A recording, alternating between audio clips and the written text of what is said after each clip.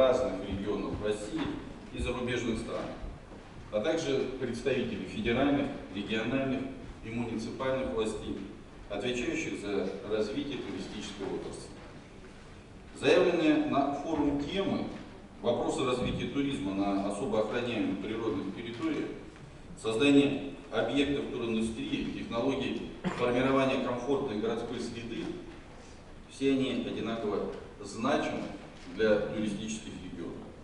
И в этой связи нам особенно интересен опыт международных экспертов, представителей Всемирной туристской организации. Мы рассчитываем, что по итогам форума будут выработаны конкретные, эффективные решения, полезные не только для нашей республики, но и для других российских регионов. Слово предоставляется заместителю руководителя Федерального агентства по туризму Ростуризма Григорию Насыповичу Саришвили.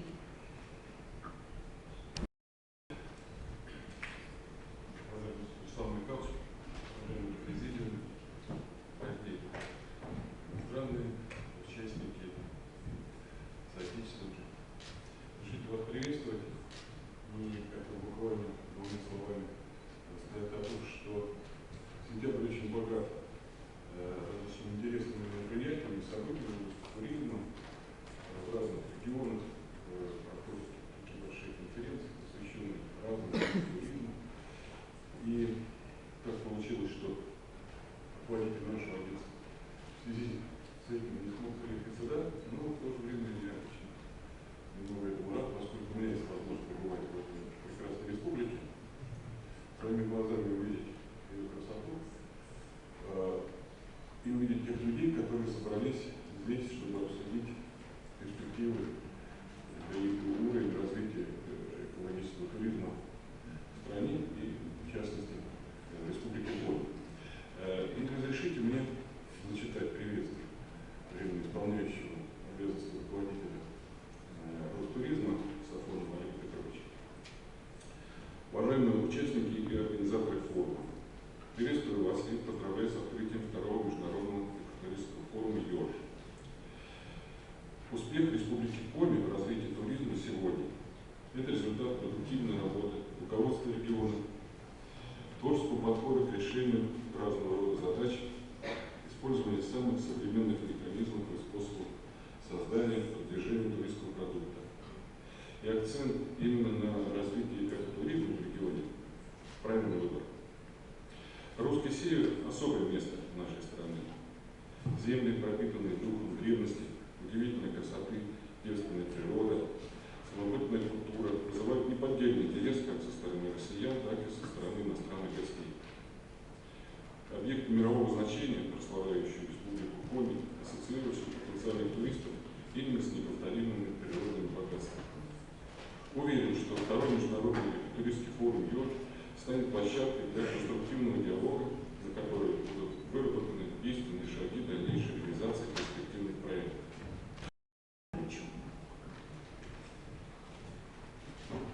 Добрый день, уважаемые друзья, добрый день, уважаемые участники форума. Я рад приветствовать вас от себя лично, от имени депутатов Государственного совета Республики Коми.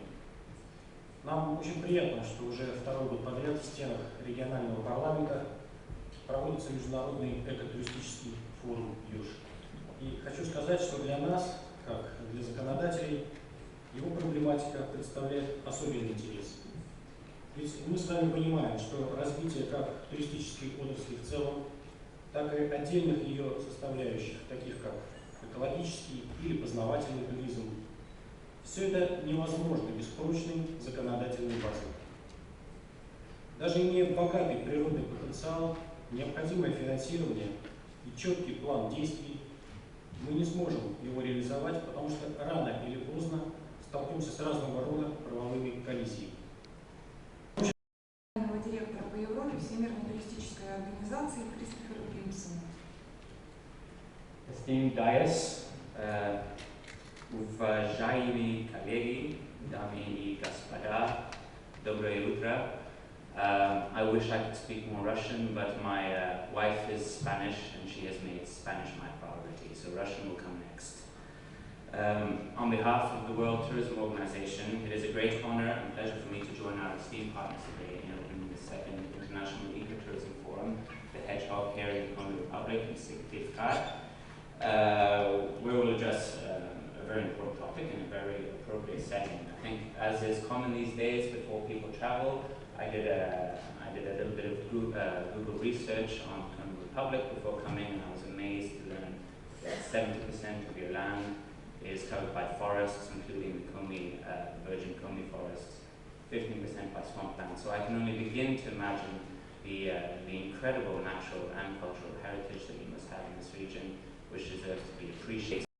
Глава Республики Коми Вячеслав Михайлович Гайзен, исполняющий обязанности директора Федерального государственного бюджетного учреждения Печора-Илечский государственный природный биосферный заповедник Доминика Игоревна Кудрявцева.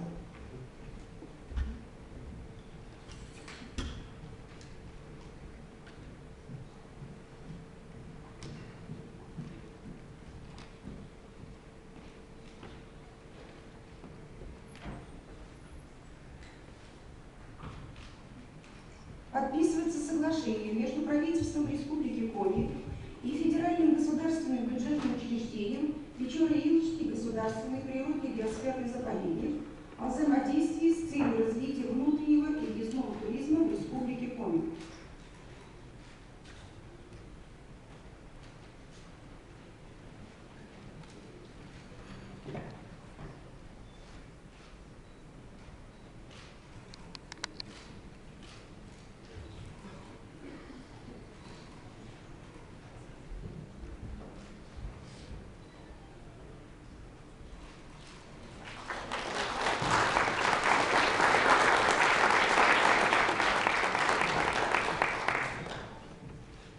Для подписания соглашения приглашается директор Федерального государственного бюджетного учреждения Национальный парк Юга-2 Татьяна Саватина-Фомичева.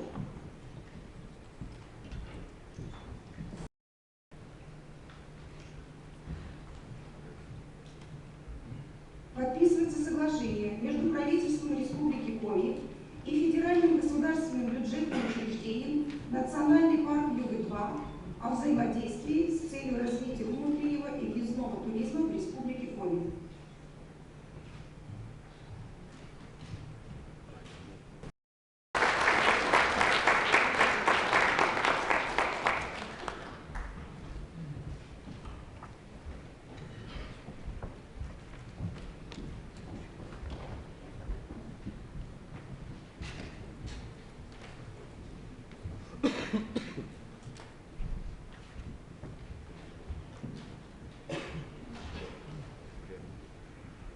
Мы начинаем деловую часть конференции, и я предлагаю, у нас есть несколько пустых мест, вот там, где синхронное оборудование, у нас сейчас будут там быть англоговорящие спикеры, я предлагаю людям пересесть поближе, чтобы можно было слушать перевод, не все в зале получается.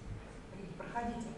А я хочу представить первое слово для первого доклада Кристоферу Импсону, заместителю регионального директора по Европе, на тему развития туризма на природных территориях.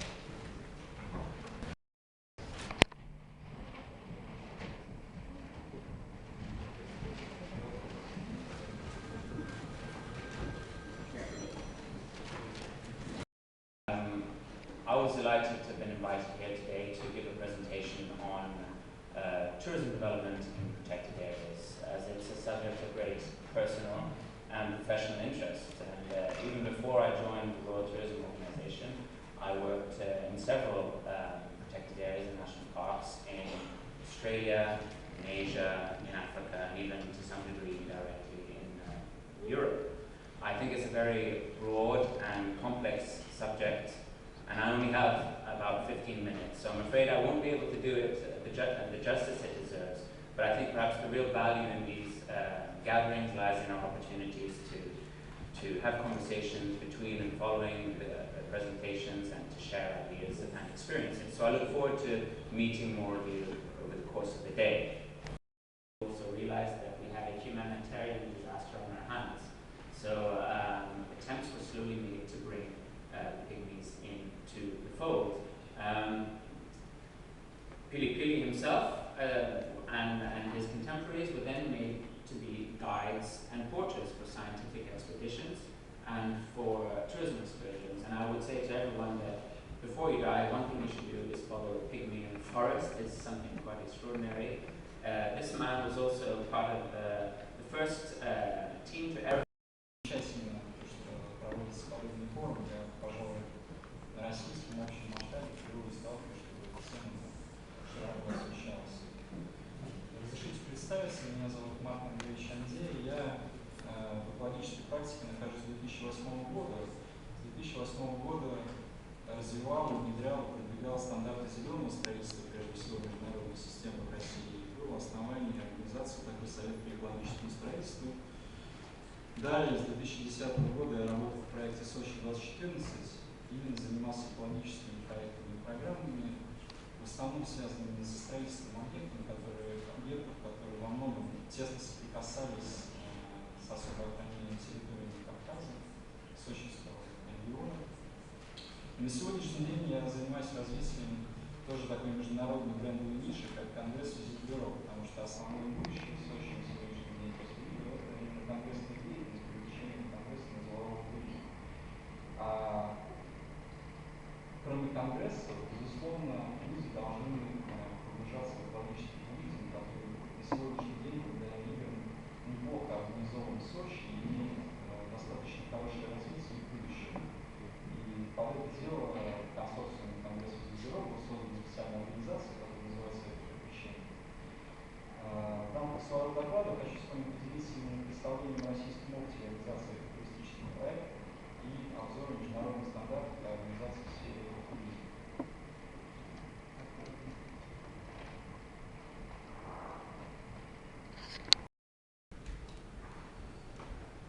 Безусловно, экотуризм применим не в России, особенно как современном понятии. Это достаточно прагматичное на сегодняшний день уже знание.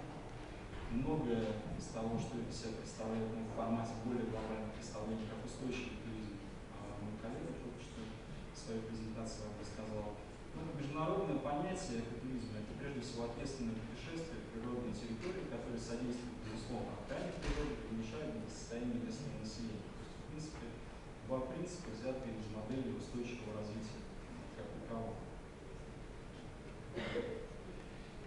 Основные принципы экотуризма – это побуждение людей желания общаться с природой, ознакомление туристов с особенностями живой природы, с культурой и обычным местным населением того региона, в котором они путешествуют. Это обязательная часть. То есть не просто природа, а еще и культура, и очень много другого еще, что можно об этом сказать, но активный отдых очень сильно и качественно внедрен именно в экологический туризм.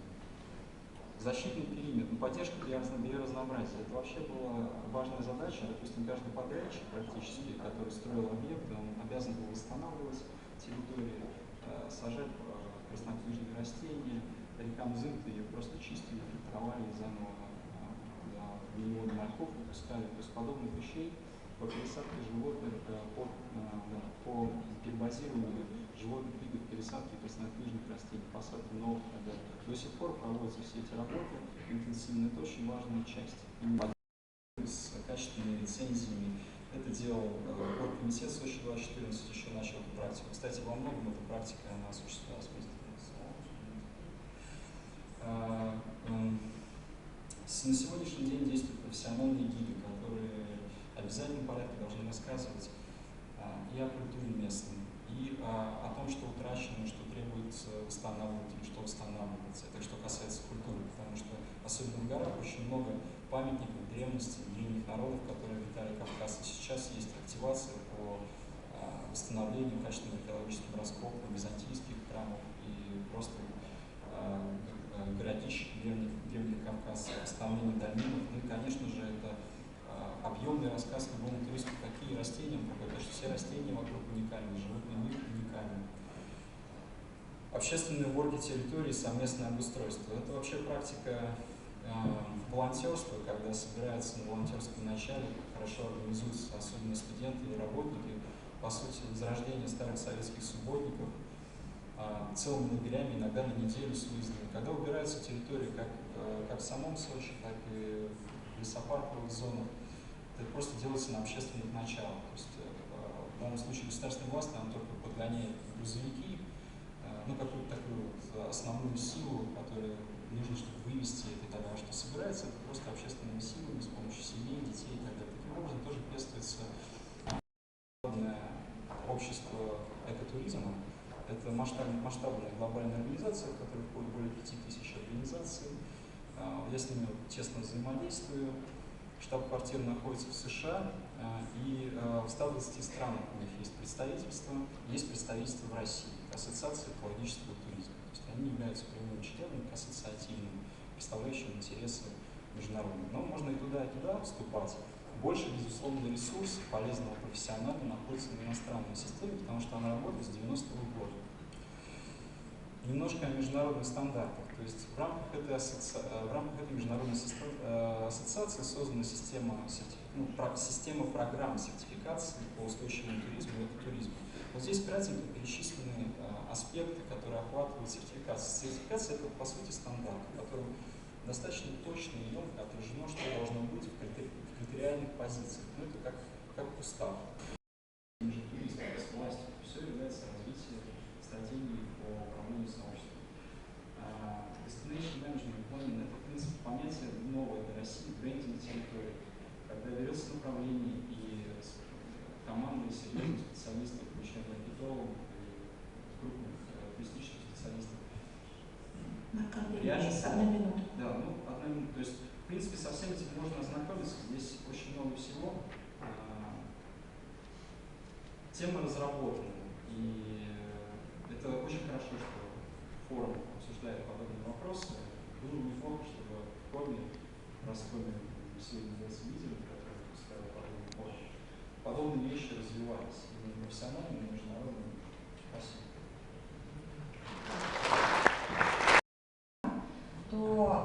Мне бы хотелось несколько слов рассказать о том, каким образом мы планируем в ближайшие 2-3 года решать вот этот инфраструктурный разрыв на нашей территории, который существует как серьезное ограничение в развитии туристического потока.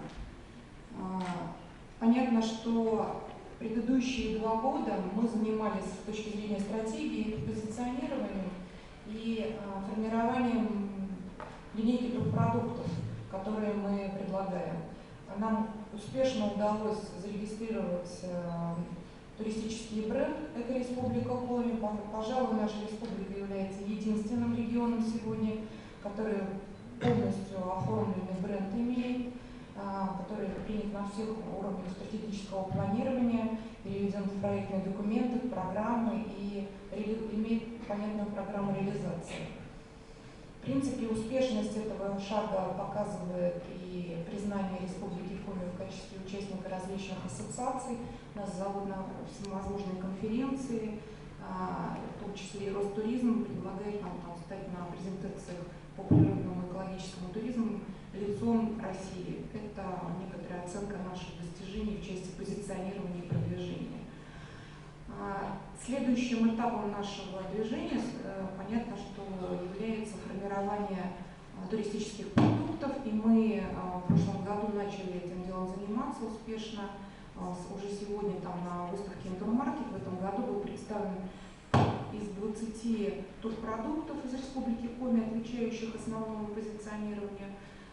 Мы продвигаемся под брендом «Живая земля, живая вода, живой воздух», 3 линейки продуктов, которые предлагают наши операторы, муниципалитеты и частные предприниматели в сегменте природного туризма.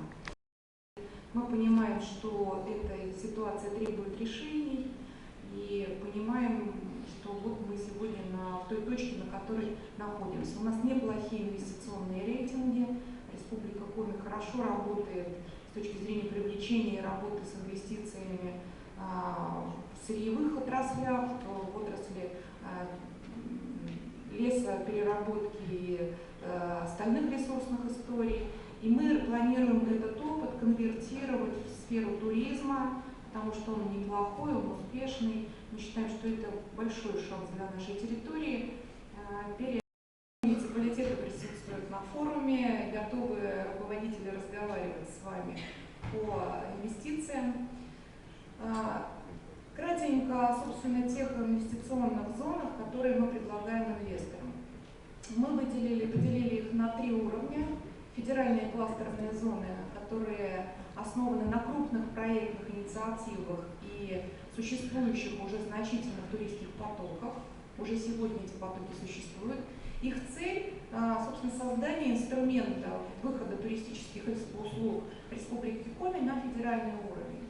Поэтому первой такой зоной, где мы отрабатываем все технологии в туризме, является этнопарк, Финно-Угорский этнокультурный парк с Сыктывдинским районом, прилегающими территориями. Мы будем сейчас расширять кластер до объектов, входящих в этот кластер. Уже мы вошли в федеральную целевую программу, как вы слышали, и получим поддержку на развитие инфраструктуры. И рассчитываем, что это будет площадкой по отработке технологий и повышению качества туристских услуг. Ту задачу, которую нам также надо будет решать. Показать, как это работает. Сегодня там сформирована инфраструктура под событийный туризм. И следующим этапом мы планируем развитие инфраструктуры именно туристического класса. То есть сегодня там пока с точки зрения турпотока только гостиницы на 50 мест и однодневное в основном пребывание наших посетителей. Наша задача на следующем шаге построить достаточное количество средств размещения для того, чтобы мы могли удержать там туристов на большее количество времени. В наших планах и создание гостевой однодеревни Парма, чуть больше об этом дальше скажу, и строительство гостиницы на 100 мест, хостела и развитие различных форм эколагерей под тот молодежный поток, который уже сегодня существует в этом парке. Для туристов будут построены гостевые дома, которые будут стилизованы под Коми, но иметь весь набор необходимой инфраструктуры для их комфортного пребывания на территории однодеревни. Значит, дополнительными объектами являются гостиница, ресторан в форме стилистики, контактный зоопарк, рыночная площадь, на которой мы планируем продавать продукцию местных жителей и фермеров, велодорожка вокруг этнопарка и такие так называемые теренкоры. Значит, организационно-правовая работа, государственно-частное партнерство. Здесь мы рассчитываем на инвесторов, у нас уже есть предварительные договоренности. Реализация проекта вы видите на слайде в следующие 2 года. Следующий проект уже более-менее понятный, в котором мы начали движение, это сегмент городского туризма природно-рекреационного, это развитие парков имени Кирина и имени Мичурина в Сыктывкаре. Для нас важно, чтобы люди, приезжающие в республику, въезжающие через Сыктывкар, аэропорт Сыктывкара, задерживались на этой территории, оставляли деньги в нашем городе. Как я уже сказала, мы частично начали отремонтировали аэропорт, будет развитие международного терминала. В наших планах развитие зоны вокруг него, в части формирования автомобильной стоянки, пешеходных зон, парковой зоны и ресторанов и офисных центров, потому что мы понимаем, что это зона для деловых туристов. То есть самого развития туристской отрасли в следующем году, разработать набор мер по формированию стимулирующих мер для инвесторов, поддержать их дополнительным возможностями, как минимум в части более дешевых кредитных ресурсов и сопровождения. Мы формируем вот это комплексное сопровождение реализации вот этих инвестиционных проектов в части маркетингового продвижения, в части специальных мероприятий для инвесторов. Все это у нас будет. Я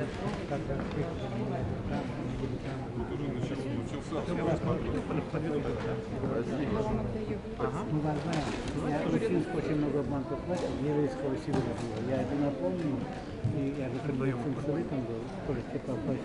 То, что я это напомню, все остальное, все получается нормально. Вы видите, больше процент, чтобы был максимально.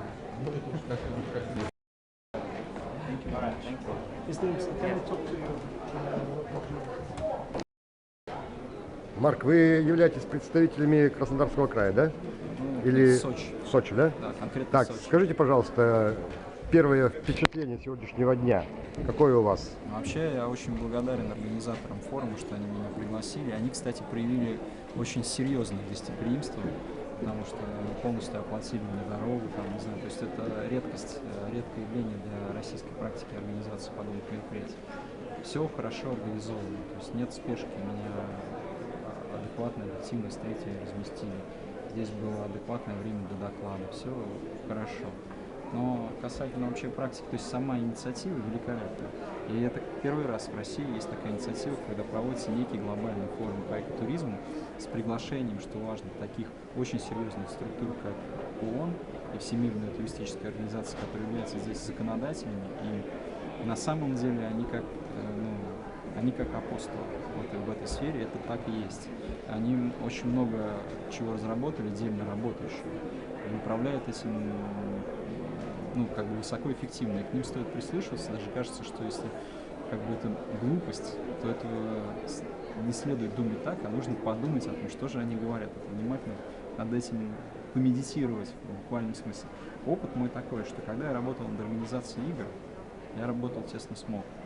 И МОК говорил, что вы можете построить прекрасную инфраструктуру, она действительно была построена прекрасно в Сочи, вы можете все организовать, но если у вас не будет высококачественного, от сердца идущего, очень теплого гостеприимства постоянного, включающего всего и открытость, и вежливость, и местный колорит обязательно, национальный колорит, он просто обязательно, и высокое качество услуг, сервис, то есть это все должно быть все так гармонично.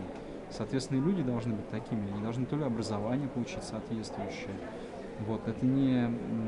Они должны к этому относиться просто как к работе, потому что МОК, все люди, которые работают в МОК, они к этому не относятся как к работе, это для них жизнь. И они там работают по 20, по 30 лет, с утра до ночи, и делают это с большим счастьем. И они все время показывают, что такое гостеприимство. И потому что организатор игр сам по себе, Дмитрий Чернышенко, это очень хорошо понимал. И, соответственно, вся его команда, это несколько тысяч человек, и, соответственно, все государство, потому что доверяли на уровне поручения. Это просто полицейским писали. Нужно быть гостеприимным, нужно улыбаться, говорить на нескольких языках, нужно вообще чтобы людям было хорошо с вами, любым, неважно кто это. И это работает единственное, что если это делать где угодно, хоть на Луне, туда будут ехать люди, они будут туда стремиться, они будут платить за это деньги, потому что люди хотят, прежде всего, общения, они хотят теплой коммуникации, они хотят взаимодействия, и именно это они больше всего ценят. Все остальное, это как раз и важно, потому что люди могут выбрать общение, пойти поиграть, в бильярд или в карты и напиться, а могут заниматься экологическим туризмом. Но это не то, что этим надо так прям серьезно заниматься. Это должно быть просто часть жизни, таким просто обычным событием. А самое главное, что это должно сопровождаться такой доброй волей и гостеприимством, очень большим, которое мотивирует окружающих и заражает их, чтобы люди хотели сюда вернуться. Потому что яркий пример Сочи. Кратенько, да? Сейчас скажу. Именно на это стоит делать сразу же акцент, потому что обычно люди выстраивают инфраструктуру, но не задумываются о сервисе, даже такой простой прагматичной вещи. Я уж не говорю о просто точной гостеприимстве. И потом это и есть проблема, то есть они начинают думать, почему там люди не идут, почему люди там выбирают, они же критериально выбирают, допустим, технопарк в Коме, технопарк в Сочи. Критерий будет более теплое место. А если они будут знать, что Коме уникальное гостеприимство, это будет как мало, это сарафанное радио, от разных людей, которые сюда принимают, те же иностранцы сейчас. Важно, чтобы они уезжали с ощущением, что они бывали действительно в уникальном месте. Хорошо, когда это гостеприимство нанизанные традиции. Переориентация выездного рынка, потому что инвесторы хорошо расценят эту историю и переложат деньги на природную инфраструктуру. Соглашение один ключевой момент. Ключевые моменты соглашения – это взаимодействие, потому что, смотрите, территория федерального уровня, мы региональная власть. Для нас очень важно договориться с федеральными органами о правильном развитии инфраструктуры туризма, туристических продуктов, так, чтобы они не нарушали основные задачи этих организаций и соответствовали гармонично, уравнивали друг друга в части сохранения природного наследия и в части его развития. То есть and tell me whether the translation is correct. Now, all the provinces of Canada have their own ecotourism destination. Have good management of the resources so that everyone is a winner. The local community, the environment, tour operators, also the state authorities. They want taxes. Greenland. Iceland. I'm not going to talk about Iceland because we have someone from Iceland who knows far more about the country than I do. Where am I going? I'm going in the wrong direction. A few years ago I did some work in the Faroe Islands, which very few people have heard of. They are somewhere between Norway and Iceland, and they are remarkable. They make great play of the fact that they are remote, that they are assessed to be certified as ecotourism operators against 4 different criteria. And they're evaluated for quality and management. Do they understand where they're operating? Do they do risk? Добрый день. Позвольте поприветствовать вас на открытии конкурса лучшей продуктовой практики природного туризма второй сезон. Прошу ваши аплодисменты. Да, нас мало, но вы очень ответственные люди, это очень замечательно. Я сразу организационный момент обозначу. Необходимо сесть тем, кто вот сзади решился присесть на передние ряды, чтобы была возможность у вас проголосовать за лучшие ролики, по вашему мнению. Прошу, не стесняйтесь, перемещайтесь, это вот первые 6 рядов. Друзья, мы рады приветствовать в вашем лице всю прогрессивную общественность, обеспокоенную использованием уникальных природных ресурсов нашей страны, и благодарим вас за поддержку своим присутствием конкурса роликов «Лучшая продуктовая практика природного туризма второй сезон». Здесь опять аплодисменты, прошу, не будем официальными. О конкурсе. Участие в конкурсе лучших продуктовых практик природного туризма – это эффективное средство продвижения региона в туристической среде. Воспользуйтесь, уважаемые участники, возможностью продвинуть ваш материал на федеральном и международном уровне. Это большие возможности для развития бизнеса. Здесь можно продемонстрировать экотуристический продукт большему количеству экспертов, срочным инвесторам, маркетологам и крупным туроператорам. Здесь вы найдете партнеров, поставщиков, агентов и клиентов, что позволит вывести ваш бизнес на качественно новый уровень. Это лучше, чем реклама, так как лучшие конкурсные работы будут размещены на сайте экотуристического форума и, возможно, взяты в продажу крупнейшими российскими туроператорами, журналистами крупных изданий. Здравствуйте, уважаемые коллеги и участники форума. Для нас очень важным инструментом развития рынка природного туризма является вот этот вот конкурс видеороликов. На самом деле, мы когда начали эту тему прорабатывать, мы столкнулись с тем, что на рынке не представлены внятные предложения природного туризма в России. Поэтому мы использовали инструмент конкурса для того, чтобы стимулировать развитие этой темы, для того, чтобы учить операторов, участников рынка представлять свои продукты заинтересованным туристам и партнерам. Замечательности Пятигорска. Это, кажется, было единственное место, куда отдыхающие могли попасть бесплатно. А Стат решил исправить такое досадное упущение. Каждый приобретайте билеты на вход права. Вход 10 копеек, детям 5 копеек.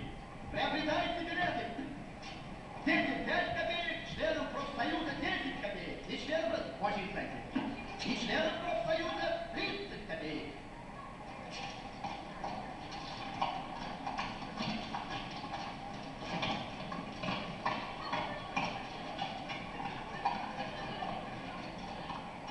Почем билеты? Членам профсоюза 10 копеек. Но так как представители милиции могут быть приравнены к детям, то с вас по 5 копеек. Дайте нам 10 билетов. Скажите, с какой целью берется плата? С целью капитального ремонта паровоза, чтобы не слишком проваливаться. Заходите, прошу вас, осматривайте. Прошу, пожалуйста. почувствуйте, как прекрасно структурировано туристское предложение. Со скидками, с понятными категориями, с условиями продаж. И даже понятно, на что собираются деньги. Даже социальная ценность турпродукта предъявлена. Итак, я желаю успехов всем, кто заявил свои ролики на этот конкурс. Я знаю, что очень многие переживают, идет онлайн-трансляция. И желаю успешно поработать членам жюри. Мазур, генеральный директор общества с ограниченной ответственностью «Азия». Татьяна Кайшевская, директор Центра экологических путешествий. Виктор Юнак, главный редактор российского географического журнала «Живописная Россия». Александр Елисеев, заместитель генерального директора, директор по развитию Russian Travel Guide TV. Сергей Доля, автор блога страницы виртуальных путешественников. Татьяна Морозова, директор Сыктывкарского филиала государственной страховой компании «Югория». Председатель жюри Григорий Насфидович Саришвили, заместитель руководителя Федерального агентства по туризму. Друзья, в этом году на конкурс поступило более 3 десятков роликов, снятых в разных уголках России, от Алании до Воркуты. Оглашаю номинации, по которым будет работать жюри и проходить голосование. Итак, номинации. Самое нестандартное применение природных ресурсов. Самая оригинальная продуктовая практика. Самый массовый экотуристический продукт.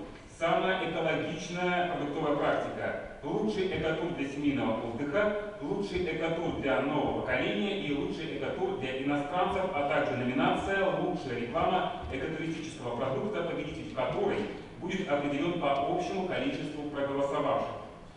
Друзья, правило голосования заключается в следующем. В каждой номинации вам будут предложены к просмотру несколько видеоматериалов.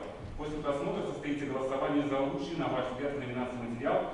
Определиться с выбором нужно будет в течение 10 секунд. Сейчас мы попробуем сделать тестовый вариант голосования. Давайте попробуем. Посмотрим на экран, как это будет выглядеть. Мы видим название номинации, ролики, которые в ней представлены.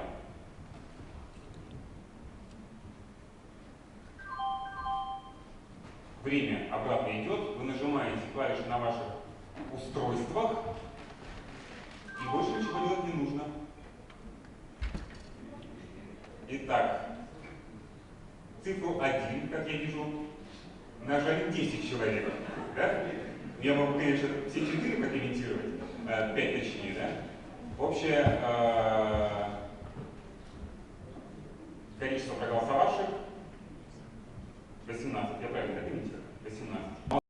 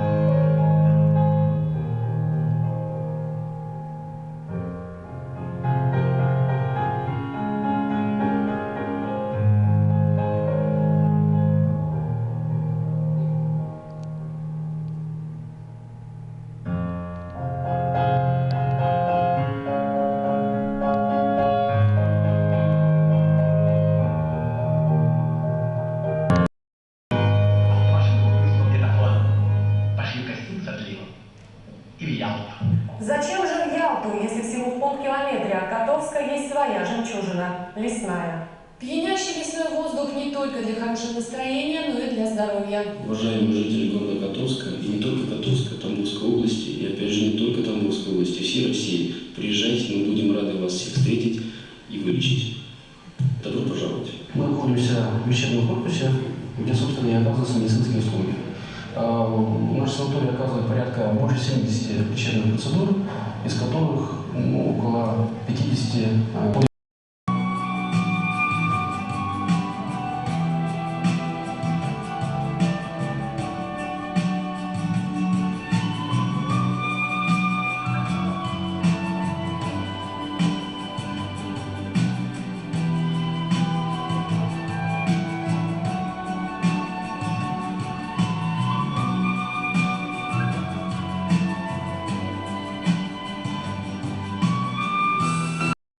Меня зовут... What is your name? Меня зовут Christopher Imsen. My name is Konstantin Badokin. Very nice to meet you. I live in Syktyvkar, Republic Komi. Мы вас приглашаем на турнир по коми-национальной борьбе Зумыдош, сильный медведь. He would like to invite you to this somehow contest. It's like a Komi box, Komi judo, yes. Yeah. Strong bear is I called. see. Вы можете участвовать в этом турнире заочно, просто мысленно можете участвовать в этом турнире. In this contest, not being here. Okay. I think I can watch. I don't think I can fight. Нет, просто, по крайней мере, с точки зрения познания, в интернете поинтересоваться, что это есть такое, что это за борьба, что это за сильный медведь, Зумыдош. He wants you to watch somehow video in the internet to understand what is this strong bear. To On this site here. Yeah, to see the Yes, of course. On the 27th and 28th of September. Yeah. Okay. Мой телефон, нет, 27 сентября здесь указан еще телефон.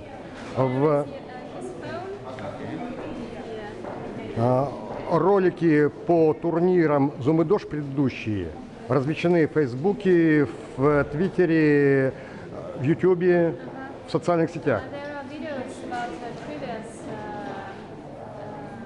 Bear. yes, previous. This sport. Yeah.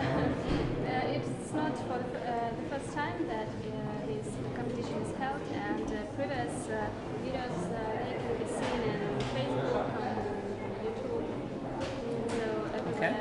То есть возрождение национальных традиций по единоборствам, это тоже своего рода есть этнотуризм, экологический туризм. Speaks about Ethnotourism? yes, this is one kind of sport, tourism, yes. Okay, so something very unique and local to this area, and I'm very interested to see it. So on the 27th of September, I will log on to this website, and I look forward to learning more about this. Спасибо. Спасибо.